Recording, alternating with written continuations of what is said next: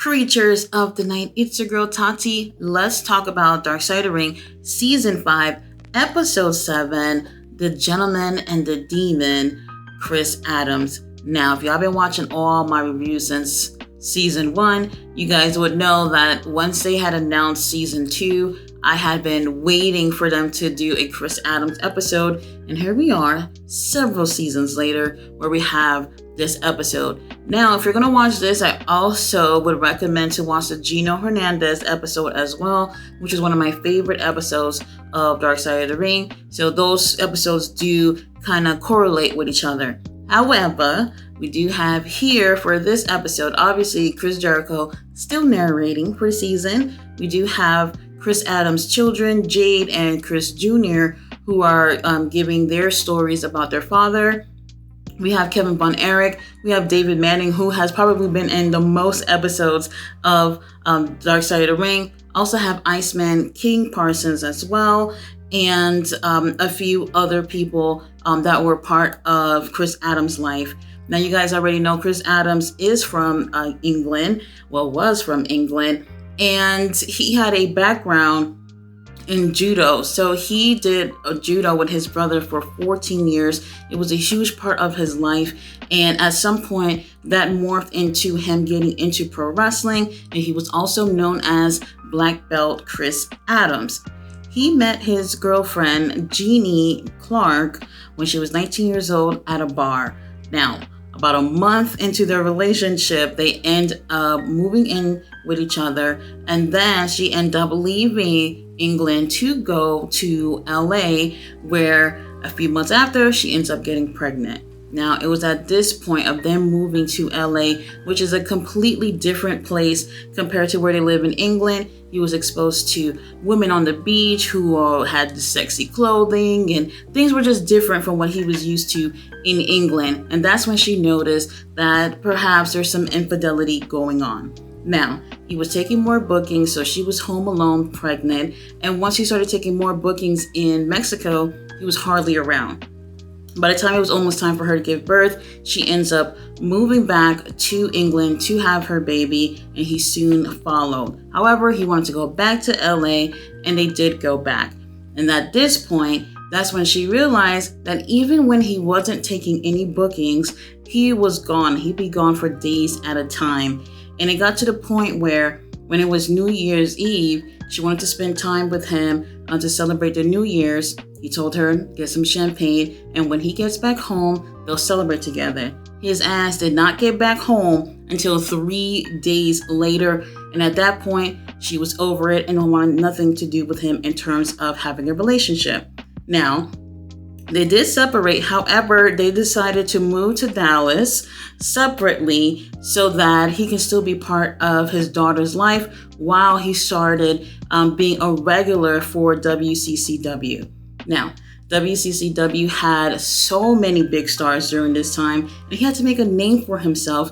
Although he was getting over, he was never really going to get over more than the Von Erichs. They're the sons of the promoter. So he figured that was not going to happen. Now, yes, he did get popular, and he had his finisher, which was a super kick, and it was super over. Something where you see so much in almost every match nowadays. People were in awe to see him use a super kick as a finisher.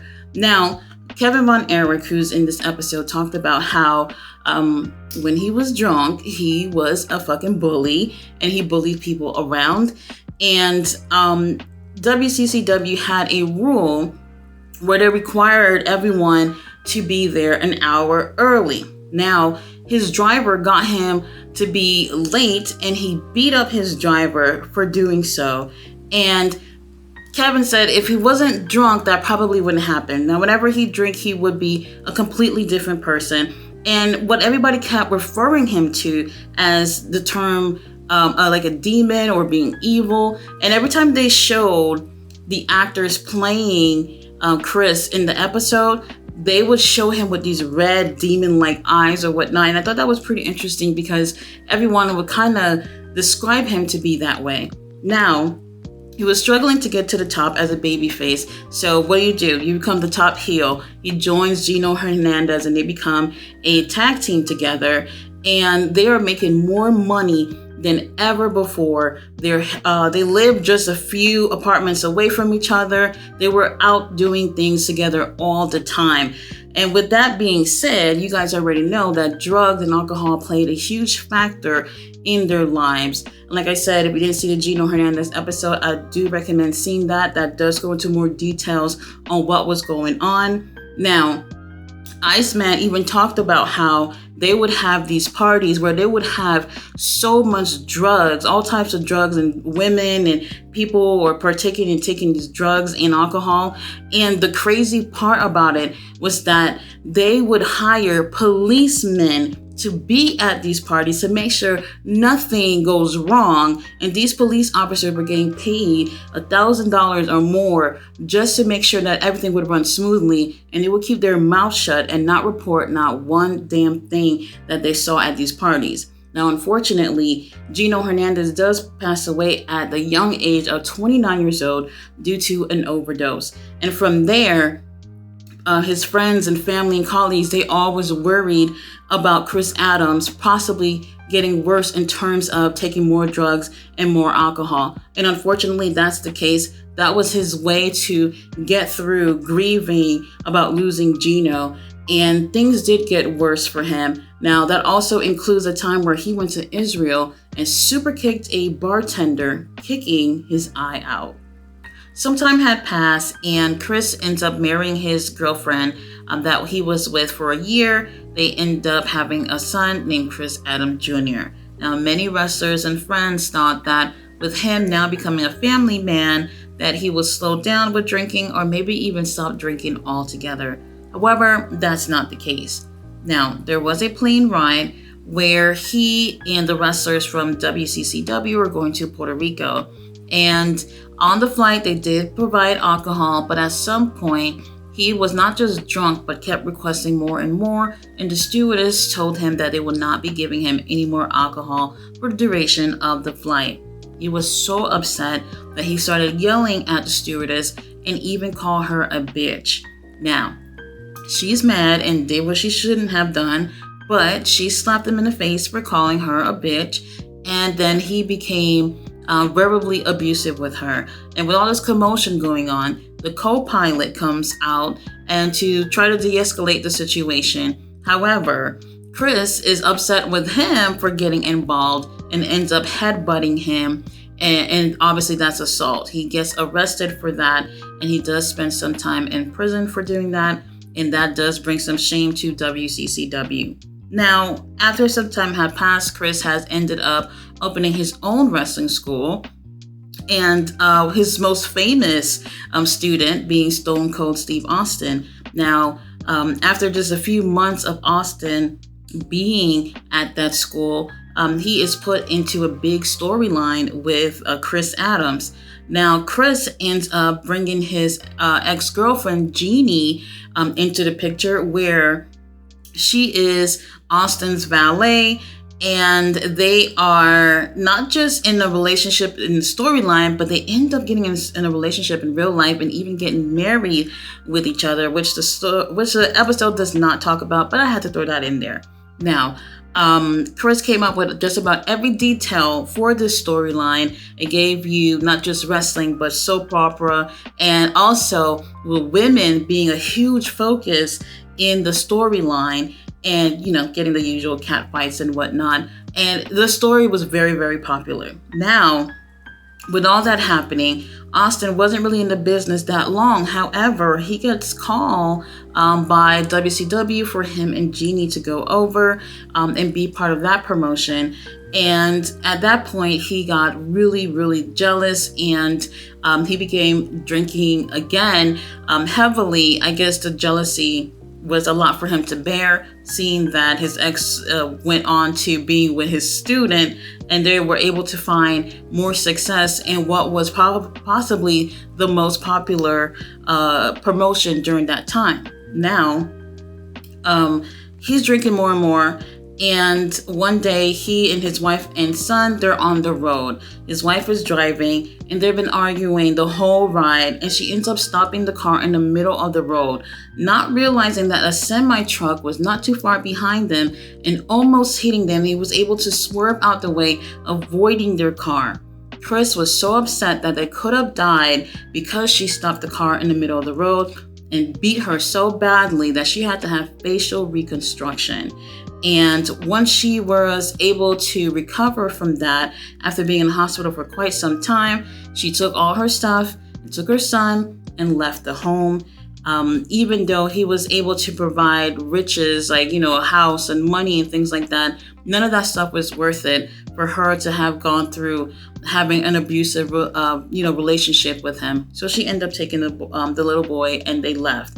Now, after this, he does go on to Global Wrestling Federation, where he had an infamous moment with Rod Price. Now, Rod Price, he was having some hair loss issues, and what he was doing was getting hair sewn in.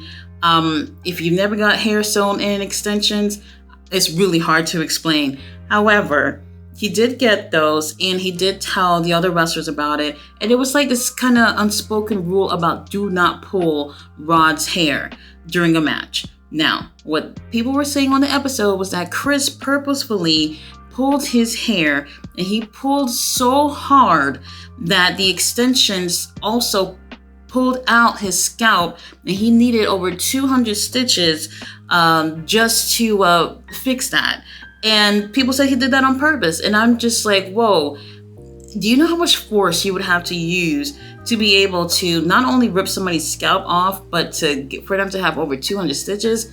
Absolutely wild. Now, after this situation, he ends up going to WCW. And this is what he wanted years prior. Now, he goes over there and he's thinking that he's going to be a top star there. But unfortunately, he doesn't get past being a mid-carder, and he is used to help bring other stars over. And he's working hard, and he's realizing that it's not getting him anywhere, and he doesn't know what to do to get over. However, WCW do end up firing him after he gets a DWI.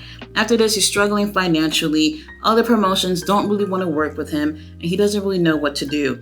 He obviously gets back to drinking, but this time he is doing GHB. GHB is a prescription drug that is taken for not just as a depressant, but also for people with narcolepsy. Narcolepsy is for people who sleeps a lot. So he's taking this for recreational purposes, and he's obviously taking way too much.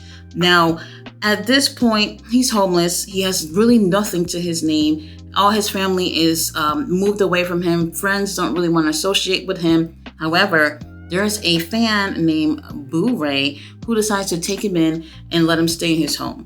Now, he said Chris was nice to him and he felt like he could trust Chris in his home. However, he paid for everything. He did everything for Chris, while it felt like Chris was using him. After some time with living with Boo Ray, Chris meets Linda. They are together for only a few weeks. By the time that after they went clubbing one night, he brings her over to the apartment. Now, Boo Ray is there and he feels like, he's being the third wheel. So he gets his ass up and goes to his room so he don't interrupt whatever they got going on. Now, when he wakes up, he sees them both unresponsive in the living room.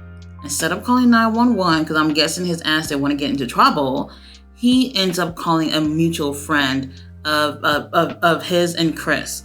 Now, that friend ends up telling him to call 911 if they're unresponsive. Now, 911 comes over, and unfortunately, Linda ends up passing away. Gino ends up living, and he is charged with manslaughter. He felt bad about the situation because she ended up passing away from an overdose, and now he's become suicidal, and he's even drinking and doing more drugs. And at this point, friends and families, they end up, distancing themselves from him because things are just getting worse. Now, let's fast forward to October 7th. Chris calls Boo Ray and tells him that he's sad and he needs someone to talk to. Boo-Ray invites him over, which is to his mama's house. So he lives with his mom at the time. Nothing wrong with that. And he invites him over.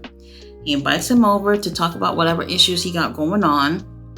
And surprise, surprise, Boo-Ray gives him brandy and beer to drink. And apparently he drank too much. And he got a little loud. And he told him, he said, "Hey, my mama in the next room. Can you keep it down?" And according to Boo-Ray, that Chris was upset that he had asked him to keep it down and ended up attacking him. They were in Boo-Ray's bedroom, and Chris went to Boo-Ray's bed. Boo-Ray had these wood posts that were sticking out from each corner of the bed, and he broke one of them and ended up attacking him with that. Not only did he attack him with that, Boo-Ray tried to get the wood out of his hand and end up breaking his index finger in the process of doing so. Chris ended up pinning him down to the bed and biting him in multiple places in his body, and even put him in a sleeper, I guess trying to get him to pass out. And then he started gouging his eyes, like I guess trying to take his eyes out for whatever reason. And he held him down onto the bed and he could not move. Now, Boo-Ray, he reaches over to his nightstand and take a gun and hesitates for a minute, according to him, and then shoots him in the chest, either at the heart or right next to the heart. And he ends up passing away instantly from that. And unfortunately, he felt like he had no choice, that he thought that he was going to die, and it's either going to be him or it's going to be Chris. So he ends up shooting him around the heart area. He calls 911, they come over, and they deal with the situation. Chris's son finds out about his father passing away when he gets home from school later that day. They end up having a funeral for him, and it was packed with friends, families, and wrestlers and wrestling fans. And although we have heard some negative things about Chris during this episode, so many people were there just spreading positivity that he brought into their lives. And, you know, his son was like, he knew his dad had some issues and that people may have some bad experience with him, but he was surprised to hear how many great things that he had to say. Now, Boo-Ray is charged for his death. However, later on, it was ruled that he defended himself, and he had no choice to, or else he would have ended up dying his damn self. Now, Chris' brother doesn't believe his story and thinks that he made some things up to cover up something that may have happened that evening. Now, here's the thing. I don't necessarily think that he's lying. Honestly, I don't know. I wasn't there. But I will say this. You had Chris living with you. You knew he was struggling with alcohol. You knew he was struggling with drugs. Matter of fact, someone overdosed in your home like a year earlier because of his issues with drinking and doing drugs. Then you invite him to your home, and you said that you were there to listen to whatever troubles he had, but then you provided him with alcohol from your own home. You gave him brandy and you gave him beer to drink, knowing he has an issue with alcoholism, and you give that to him. And then when he started popping off, like how you know he would, now all of a sudden you grab your gun and you shoot this man in the heart. And it's just like, why would you, a so-called friend, even supply him with what was, I guess, ultimately, being part of his demise? And I just found that to be really, really irresponsible. Like, you can't call yourself a friend when you would do something like that. You give him the very thing that had been poisoning him this whole time. A real friend would not have done that. But I can't say that, in terms of him, making up something regarding how Chris passed away. I don't know. I wasn't there, so I can't say that. Now, what I can say is, if it wasn't for all the drugs and alcohol, he would have had a better career, and he would have definitely lived longer if it wasn't for those demons that took over whenever he did drugs and alcohol. Now, I really did enjoy this episode, and like I said, I do think that you should watch the Gino Hernandez episode. I think it brings in a little bit more details in terms of what kind of life that Chris Adams also led as well. That was in season 1, I think episode 5. You can watch that on Tubi for free. It's a very interesting episode. One of my favorites of Dark Side of the Ring. Really great episode. I wish we could have heard a little bit more about his accomplishments, but hey, it's called Dark Side of the Ring for a reason. Now, next week, we do have an episode on Sensational Sherry. That's going to be a really interesting episode. Guys, thanks so much for watching my review. I'll be back with, all the other things that I do throughout the week. And you can see me here next week doing another review on Dark Side of the Ring.